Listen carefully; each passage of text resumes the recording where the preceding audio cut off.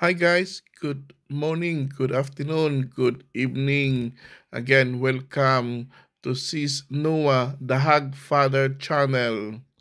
Our topic for today is about old and new and before and after.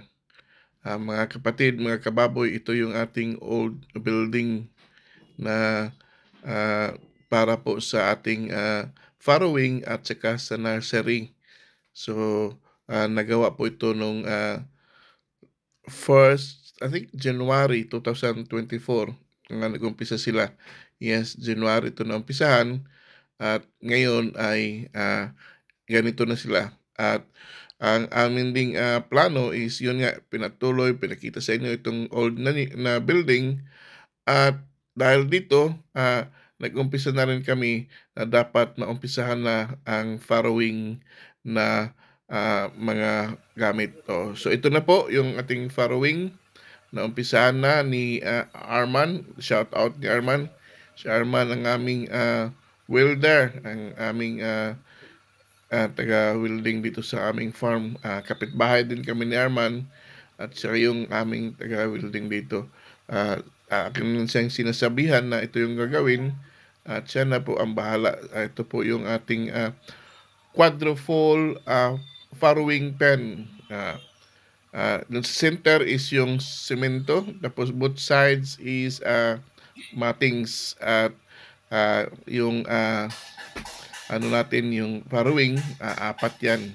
Kung nakikita niyo yung apat yung semento na yan at saka both sides yung twin ano niya.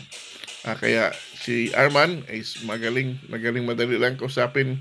Sabihin mo lang sa kanya, pakita mo lang yung plano, pakita mo lang yung style, siya na ang bahala. So ito na, napinturahan na. Napinturahan na rin ni Uncle Joe at Tatay Max. Sila yung nagpintura nito. At saka ito ring nursery pin natin, si Arman din ang gumawa at napinturahan na rin silang tatlo. Lalo na si Uncle Joe, yung ating caretaker dyan, at saka si Maxi, yung ating taga linis tulong din dyan sa ating farm. So ito na po mga kapatid, farrowing and the nursery, both sides. So dito yung mayroong training na ginawa nung isang linggo, partnership with BMIG and the Sis Noah, the Hagfather Farm, para lang matulungan din natin yung ating mga barangay sa Cagayan de Oro City na nag-uumpisa pa lang na mag backyard hog racing. So tinuturuan sila, training sila. Diyan lang sila sa labas, hindi naman sila magkapasok doon sa at walang problema kasi nag-spray ng biosecurity sila kanina at bago papasok ng mga tao ay mayroong biosecurity doon sa footpath at saka inisprayan yung kamay nila, talagang stricto. So ito yung ating old building. Ito yung first building na ginawa natin sa Sis Noah, the Hagfather Farm. Pinag-isa yung gestating pen doon, yung pinaliguan ni Uncle June na mga inahin natin, at saka ito yung banda dito is yung borrowing pen. Pinag-isa yan noon kasi ang ano natin noon is isang building pa lang ang naisip natin kasi wala pa nga tayong pera. So pinag-isa yan. Pinag-isa yung dalawang limang gestating pen na room at saka dalawang farrowing pen. So itong farrowing pen na to, I think 5 times na itong naanakan ng ating mga inahin, si Dada, Marites, Tendeng, at saka si Mukang. Sila po yung ano natin. So, at saka may nakadagdag na rin tayong isa ngayon, si Nonita, na isang inahin din. So, si Nonita is, I think, anak siya ni Dada. Anak siya ni Dada, si Nonita. So, dyan na po, mayroon na tayong 5 inahin sa ngayon. So, ito yung old building. Nakita niyo yung gestating na 5 rooms at saka yung farrowing pen. At dahil sa planong nag-expand tayo, yung farrowing pen doon sa kabila, so tinanggal natin yung dalawang paruwing pin dyan. Actually, naibenta na yan. So, ito yung bago. Ito yung bago ngayon sa building 1. Tinatawag na namin ngayon ito na Just Eating building. So, 12 heads, 12 rooms ang andito sa loob. Kaya ito yung ating 12 rooms. Ito pa lang, may 6 tayong ano dyan. Ito pala yung anak ni Tinding. Yung anak ni Tinding na nanganak noong last month. So ito yung mga anak na 14 piglets. Ito yung dagdag namin na 2 inahin na galing ito kay sa El Salvador, kay Larny Limbarok na farm, large white. Itong dalawa is large white. So I think 4 months na sila. 4 months na sila ngayon. At idadagdag namin yan doon sa 6 na inahin din. So ito yun. Ito yung bagong natin, just eating. So this one, it's just eating building only. So mga just eating na to dito ngayon. Hindi na, wala nang wala nang farrowing pen kasi nandun na sa kabila. Ito yung dito si Dada, yung una. And then second is si Marites. Then third is si Tending. Then fourth is si Mukang. Then fifth is si Nonita. Then kasama na yun si Elsa at saka si Elsie. So 1, 2, 3, 4, 5, 6, 7. Mayroon na palang yung 7 inahin. Hopefully by next month may darating din na 2 Pitrin cross hypo na breeding. Spotted ng black and white, so madagdag na. Tapos mayroon din kaming 2 darating din na large white din na mga inahin. So all in all, by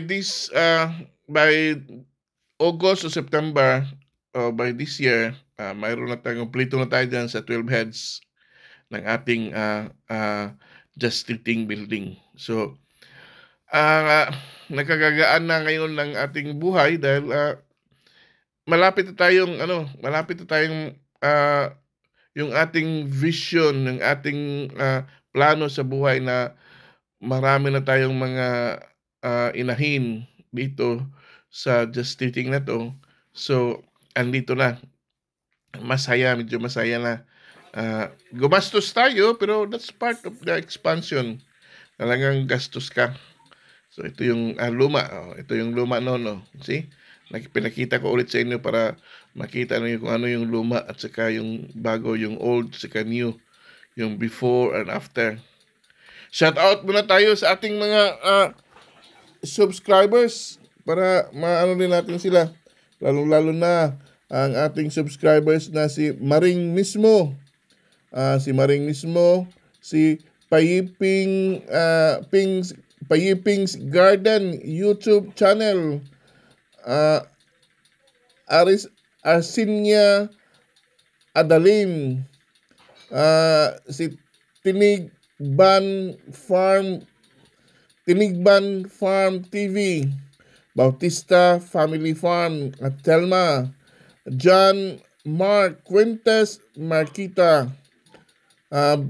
Boon Wanki, and of course Farmboy TV, at saka si AgroPriest TV, taga I think sa abroad to siya na subscriber natin. At saka si Jong's Backyard, at saka si Ka-Idea TV, at saka si Melanie Sorita, at si Miss Verhili, at saka si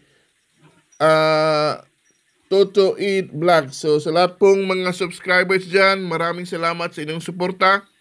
At sa lahat pong dumaan at nakadaan lang sa ating channel, please like, share, and subscribe. And don't forget to click the notification bell for your update pag mayroon tayong ma-upload na video. Kaya mga kapatid, mga kasama, mga kababoy, tuloy lang ang laban para mayroon tayong magandang buhay at magandang kababuyan sa ating paligid. At lalong-lalo na sa ngayon na in demand na ang ating baboy. Mahal na ngayon ang mga baboy. Mahal na rin ang mga biik. Kaya patuloy tayong gawain natin itong ating mga ah, kababuyan at saka itong ating farm dahil ito po yung ating future investment sa ating buhay. Hindi natin malaman in the future na masaya tayo. Masaya tayong ginawa natin itong ating ah, farm, ating kababuyan para lang sa ating pamilya, sa ating kaligayahan at para din sa mga tumutulong sa Pilipino sa buong mundo, lalo-lalo na ang Pilipinas ay I think number one of the pork eating people. Hindi mawala yung pork dyan sa lamisa. Kahit pesta, birthday, binyag, kasal, funeral, hindi mawala yung ating mga ah, lechon, yung ating baboy, yung ating katay, dahil ito po yung ating ginagawang tradisyon sa lahat ng mga Pilipino sa buong mundo. Kaya sa ating mga magbababoy, mabuhay po tayong lahat. Patuloy pa rin, and God bless us all.